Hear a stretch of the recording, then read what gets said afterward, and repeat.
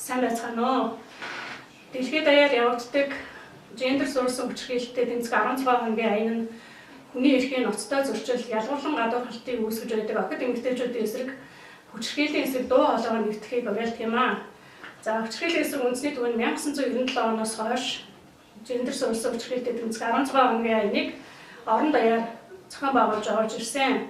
За сүүлийн 4 жилийн хугацаанд төрийн бос байгууллагууд олон нийтийн аянд нэгдэх болж аяны хүрээ бол нэлээд их өргөцсөн байгаа.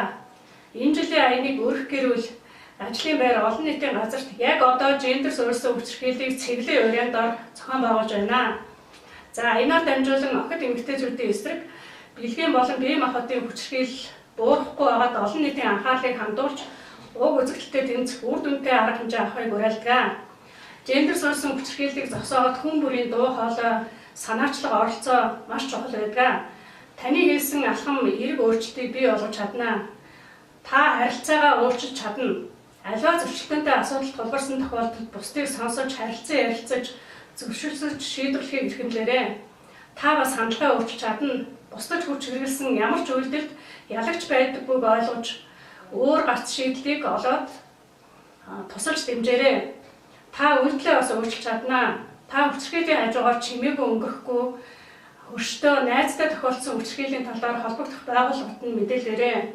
Өсвөр үеийн залууст эерэг харилцаа хандлагын талаар бас зааж зөвлөөрэй. За хүчирхийллийн эсрэг үндэсний төв энэ жилийн 16 хоногийн аяны хүрээнд цагаан дууцтны аяныг зохион байгуулна. За мөн хүчлийн бэрхшээлтэй иргэдэд одоо зориулсан гэр бүлийн хүчирхийллээс урьдчилан сэргийлэх, за мэдээлэлтэй холбоотой видео штор контентуудыг бас бүтээж онлайнаар түгээх болно.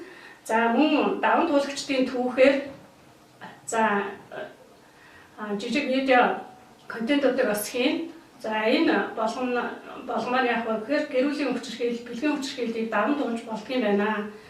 За энэ хүчирхийллийг чимээгүй өнгөрөөхгүй хэрвээ